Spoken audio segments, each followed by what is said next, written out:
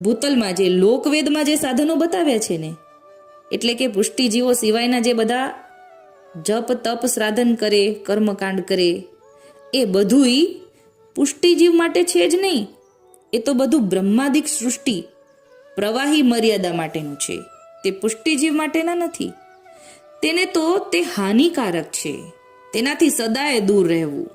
એટલે આ કર્મકાંડ, જપ તપ વ્રત, આ બધું તો પુષ્ટિજીવો માટે હાનિકારક કહી દીધું, દૂર રહેવાનું કીધું. અને પુષ્ટિ સૃષ્ટિના જીવ અમારી સેવા માટે અમારા અંગમાંથી પ્રગટ થયા છે, તેને માટે બીજા કોઈ સાધન નથી. ઠાકોરજીને પામવા માટે કોઈ સાધન નથી, બીજું કોઈ સાધન નથી. તેઓ બીજું કંઈ જાણતા નથી, માનતા નથી. તેઓ માટે કોઈ બીજા સાધન પ્રકારની જરૂર જ નથી. હવે શું જરૂર છે તો એ સમજાવે છે.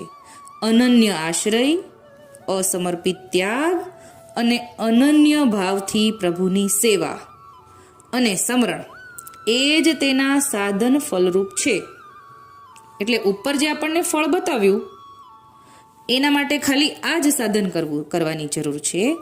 ખાલી ઠાકોરજીનો આશ્રય, ઠાકોરજીની આજ્ઞા પ્રમાણે જે અસમર્પિત વસ્તુ છે એ છોડવાની છે, અને ઠાકોરજીને અનન્ય ભાવથી ભજવાનું છે, અને સેવા સમરણ કરવાનું છે.